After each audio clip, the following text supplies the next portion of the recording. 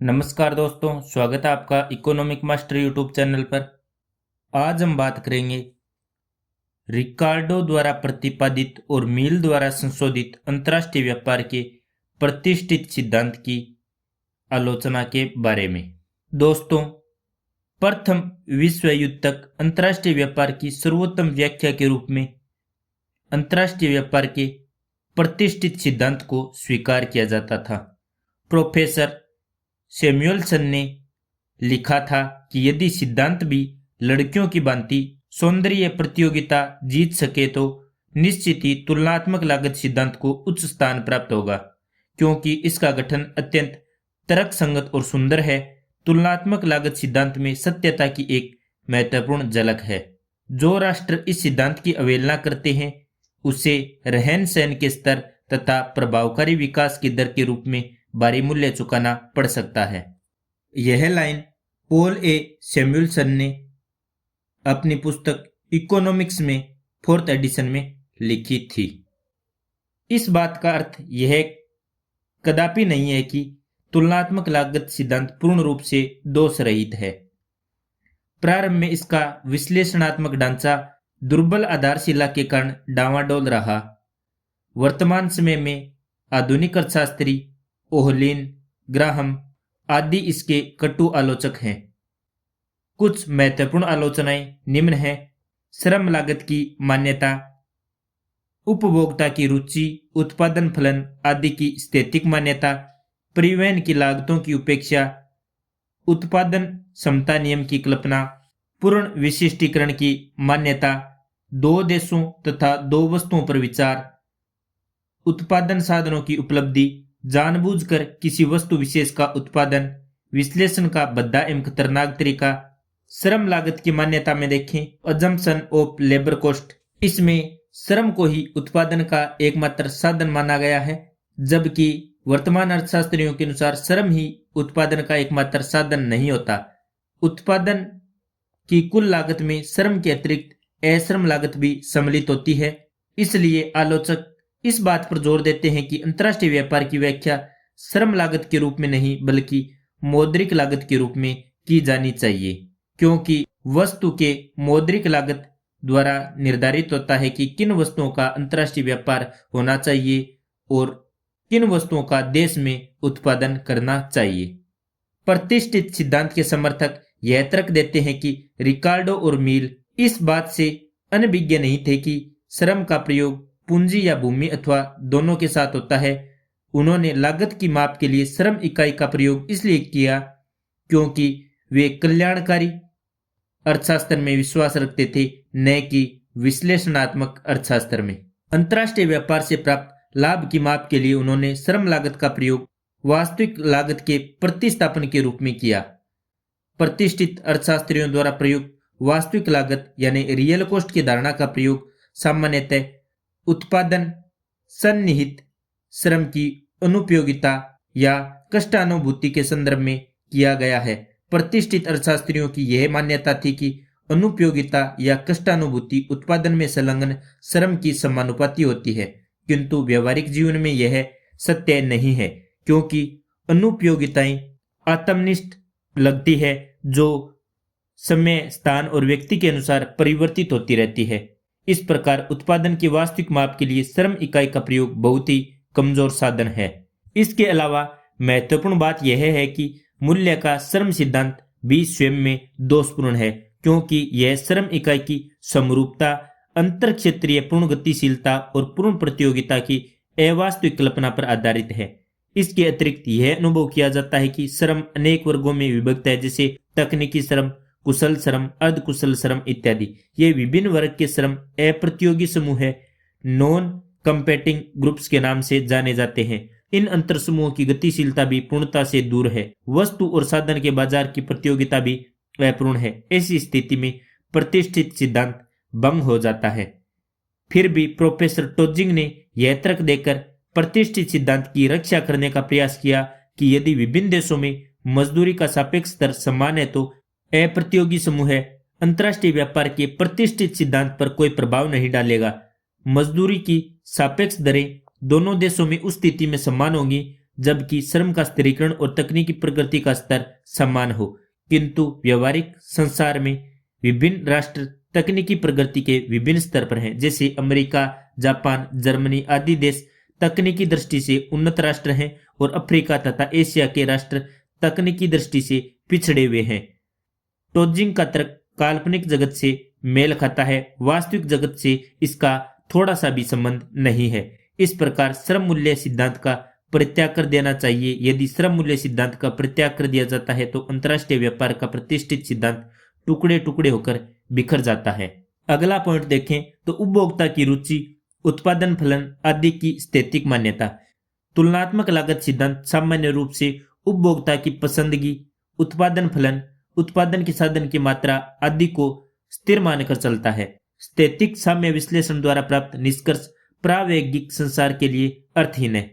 प्रावैगिक संसार में टेक्नोलॉजी, उत्पादन के साधनों के गुण, उद्योगों की संरचना तथा उपभोक्ता की रुचि आदि में लगातार परिवर्तन हो रहा है। परिणाम स्वरूप तुलनात्मक लागतों की गणना, जिसे रिकार्डो ने सुगमतापूर्ण कर दिखाया, अत्यंत कठिन है। इस प्रकार तुलनात्मक लागत सिद्धांत वास्तविक परिस्थितियों से मेल नहीं खाता है। तीसरा पॉइंट, परिवहन की लागतों की उपेक्षा, ट्रांसपोर्ट कॉस्ट इग्नोर्ड। प्रतिष्ठित सिद्धांत हस्तांतरण या परिवहन की लागतों पर विचार नहीं करते, जबकि परिवहन की लागत बहुत ही महत्वपूर्ण और विशेष किस्म का उपादान है। कभी कभी लागतों में तुलनात्मक लाभ बढ़ती हुई परिवहन लागतों के कारण प्रभावहीन हो जाता है। वस्तुओं का आयात व निर्यात तब तक संभव नहीं होता जब तक कि लागतों का तुलनात्मक लाभ यातायात व्यय से अधिक न हो।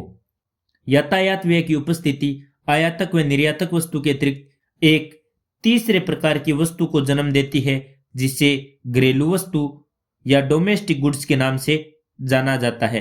कुछ अर्थशास्त्रियों ने इस कठिनाई को यह मानकर हल करने का प्रयास किया कि परिवहन की लागत निर्यातक द्वारा वहन की जाती है, इसलिए इस लागत को उत्पादन लागत में ही सम्मिलित किया जाना चाहिए। परिवहन लागत की उपस्थिति प्रतिष्ठित सिद्धांत के एक अन्य दोष की ओर संकेत करती है। अनेक उदाहरण उद्धृत किए जा सकते हैं कि किस प्रकार एक देश किसी वस्तु का आयात करता है जबकि उसी देश का अन्य भाग उस वस्तु का निर्यात करता है। उदाहरण, जर्मनी के लोग ब्रिटेन से कोयला आयात करने के आदी थे, जबकि जर्मनी स्वयं कोयले का शुद्ध उत्पादक और निर्यातक है। 4 नंबर पॉइंट, उत्पादन समता नियम की कल्पना, कॉन्स्टेंट रिटर्न टू स्केल। अन्य कठिनाइयों का उदय उत्पादन लागत समता नियम की मान्यता के कारण होती है। प्रतिष्ठित अर्थशास्त्रियों के अनुसार उत्पादन की प्रत्येक शाखा में उत्पादन की लागत उत्पादन की मात्रा से पूर्ण स्वतंत्र होती है। किसी भी वस्तु की अतिरिक्त इकाई का उत्पादन प्रति इकाई अपरिवर्तनीय श्रम लागत द्वारा किया जा सकता है। फिर भी व्यवहार में लागत समता नियम को सामान्य नियम के रूप में स्वीकार नहीं किया जा सकता। वास्तव में उत्पादन के क्षेत्र में लागत वृद्धि या उत्पादन ह्रास नियम अधिक व्यापक है, अर्थात उत्पादन की एक निश्चित मात्रा के बाद अतिरिक्त इकाई का उत्पादन प्रति इकाई बढ़ती हुई लागत पर ही किया जा सकता है। यदि यह नियम व्यापार में संलग्न देशों में क्रियाशील होता है तो लागत अनुपात स्थिर न होकर परिवर्तनीय होगी। अंत में एक ऐसी स्थिति आ जाएगी जबकि लागत अनुपात दोनों देशों में समान हो जाएगी और हम जानते हैं इस स्थिति में व्यापार नहीं होगा, क्योंकि व्यापार से किसी भी देश को लाभ प्राप्त नहीं होगा। इस प्रकार उत्पादन ह्रास नियम या लागत वृद्धि नियम अंतर्राष्ट्रीय व्यापार के प्रतिष्ठित सिद्धांत की एक अन्य परिसीमा को सूचित करता है। फिर भी यह तर्क दिया जाता है कि लागत वृद्धि नियम की उपस्थिति का कोई विशेष प्रभाव नहीं पड़ता, केवल इतना ही प्रभाव पड़ता है कि अंतर्राष्ट्रीय विशिष्टीकरण लागत समता नियम की तुलना में कम होता है। अगला 5 नंबर पॉइंट, पूर्ण विशिष्टीकरण की मान्यता। प्रोफेसर फ्रैंक ग्राइये ने निष्कर्ष निकाला है कि प्रतिष्ठित अर्थशास्त्री की मान्यता के आधार पर भी पूर्ण विशिष्टीकरण असंभव होगा। ग्राइये ने अनेक उदाहरण देकर आंशिक विशिष्टीकरण की स्थिति को दर्शाया है। ग्राइये के अनुसार यदि व्यापार में संलग्न राष्ट्रों में एक बड़ा तथा दूसरा छोटा हो तो भी आंशिक विशिष्टीकरण हो सकता है। यह संभव है कि छोटा देश ही वस्तु के उत्पादन में विशिष्टीकरण प्राप्त करे तथा बड़ा देश दोनों ही वस्तुओं के उत्पादन में विशिष्टीकरण प्राप्त करे।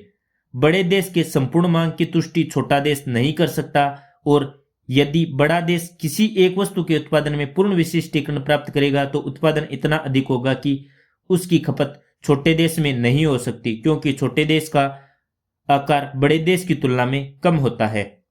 आंशिक विशिष्टीकरण का उद्देश्य उस स्थिति में भी हो सकता है जबकि व्यापारिक वस्तुएं मूल्य के दृष्टिकोण से तुलनीय न हो।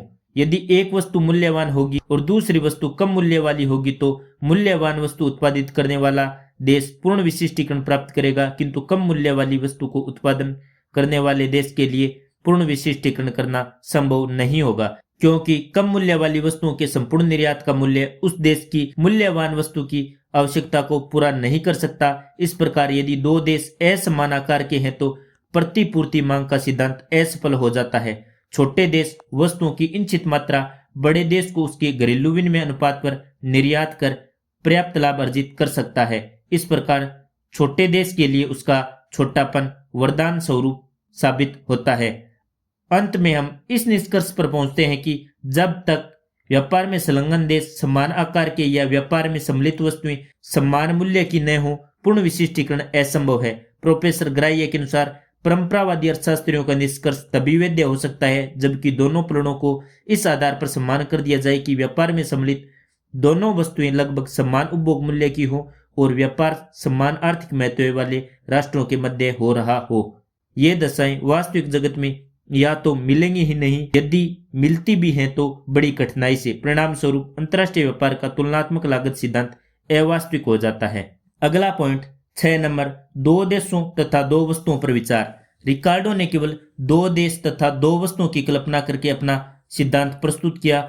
दो एकाकी देश जब व्यापार में संलग्न होते हैं तो तुलनात्मक लागतें यह निर्धारित करती हैं कि एक देश किस वस्तु का आयात तथा किस वस्तु का निर्यात करेगा। जब व्यापार में 3 या उससे अधिक वस्तुएं सम्मिलित की जाती हैं तब मांग की दशाएं यह निर्धारित करती हैं कि एक देश किस वस्तु का आयात या निर्यात करेगा। हो सकता है कि मांग की दशाएं व्यापार की दिशा को बदल दें और पहले जो वस्तु आयात की जाती थी अब वह निर्यात की जाने लगी है।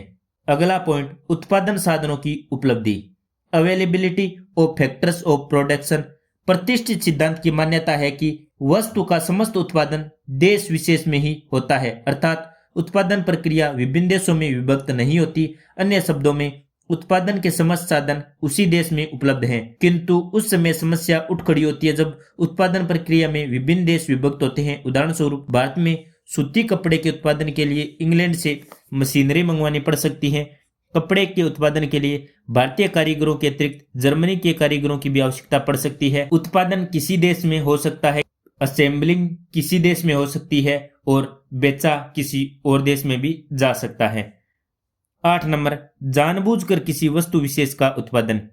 एक देश जानबूझकर वस्तु विशेष का उत्पादन करता है जबकि उसे उस वस्तु के उत्पादन में कोई प्राकृतिक लाभ नहीं होता, वह उसे सस्ती दर पर आयात कर सकता है। उदाहरण के लिए वर्तमान समय में लगभग सभी राष्ट्र सैन्य सम्मान स्वावलंबन की दृष्टि को नजर में रखकर संरक्षण की नीति अपनाए हुए हैं ताकि दूसरे देश पर निर्भरता समाप्त हो जाए। एक अन्य उदाहरण से समझे तो भारत ऊंची लागत पर भी उड़ीसा व दक्षिण भारत में जूट उत्पन्न करता है जबकि बांग्लादेश को जूट के उत्पादन में विश्व में एकाधिकार प्राप्त है। कुछ अर्थशास्त्रियों का विचार है कि प्रतिष्ठित सिद्धांत उसी दशा में लागू होता है जबकि कोई देश किसी वस्तु के एक विशेष किस्म का आयात तथा दूसरी विशेष किस्म का निर्यात करता हो, किंतु यह आलोचना निराधार है। आर्थिक विश्लेषण में वस्तु के प्रत्येक किस्म को हम अलग वस्तु के रूप में स्वीकार कर सकते हैं। भारत को मोटे अनाज और मध्यम किस्म के कपड़े के उत्पादन में विशेष लाभ प्राप्त हो सकता है जबकि श्रेष्ठ और उत्तम किस्म के कपड़े के उत्पादन में लाभ प्राप्त न हो। अतः भारत के लिए यह स्वाभाविक है कि वह प्रथम प्रकार के कपड़े का निर्यात और द्वितीय प्रकार के कपड़े का आयात करे। अगला पॉइंट 9 नंबर, विश्लेषण का भद्दा एवं खतरनाक तरीका। डेंजर्स एंड अगली way of analysis. Bertin Ohlin के अनुसार प्रतिष्ठित सिद्धांत विश्लेषण का भद्दा और खतरनाक साधन है। यह सिद्धांत कष्टदायी और अवास्तविक है क्योंकि यह विभिन्न देशों के मध्य पूर्ण लागत की भिन्नता पर प्रत्यक्ष रूप से विचार नहीं करता। यह इस बात पर भी विचार नहीं करता कि किस सीमा तक किसी देश की वस्तु का सस्तापन, निम्न मजदूरी दरें, उन्नत और सस्ता यातायात, कम व्यापार, पूंजी की सुलभता से प्रभावित होता है। इसके विपरीत यह सिद्धांत उत्पादन में केवल श्रम लागत पर ही विचार करता है और अन्य लागतों की अवहेलना करता है। ओहलिन इसके केवल दो देश और दो वस्तुओं वाली परिस्थितियों का विश्लेषण करता है, किंतु इससे प्राप्त निष्कर्षों को अनेक वस्तुओं वाली समान परिस्थितियों पर लागू करने का प्रयास करता है। इनके अतिरिक्त प्रतिष्ठित सिद्धांत स्थैतिक व कठोर है। परिणाम स्वरूप यह अंतर्राष्ट्रीय व्यापार के परिवर्तनशील व प्रावेगिक विषय वस्तु के विश्लेषण के लिए भली भांति सुसज्जित नहीं है। सारांश के रूप में हम कहें या कंक्लूजन के रूप में हम कहें तो हम यह कह सकते हैं कि अंतर्राष्ट्रीय व्यापार का प्रतिष्ठित सिद्धांत अवास्तविक मान्यताओं के आधार पर विकसित हुआ है, जिसके कारण वर्तमान अर्थशास्त्रियों ने इसकी मान्यता पर प्रबल प्रहार किया है और इस बात की आवश्यकता पर बल दिया है कि अंतर्राष्ट्रीय व्यापार का सिद्धांत वर्तमान मूल्य पर न कि परित्याग किए गए श्रम मूल्य के सिद्धांत पर आधारित हो। वर्तमान मूल्य सिद्धांत पर आधारित अंतर्राष्ट्रीय व्यापार का सिद्धांत प्रत्यक्ष और वास्तविक होगा, न कि बद्धा और अवास्तविक और चक्रीय। बर्टिन ओहलिन के सिद्धांत को आधुनिक सिद्धांत के रूप में स्वीकार किया जाता है। तो दोस्तों, हमने रिकार्डो और मिल के प्रतिष्ठित सिद्धांत की आलोचनाएं निम्न बिंदुओं के आधार पर पढ़ी कि यह सिद्धांत श्रम लागत की मान्यता पर आधारित है। यह उपभोक्ताओं की रुचि, उत्पादन लागत आदि को स्थिर मानकर चलता है। यह परिवहन लागतों की उपेक्षा करता है।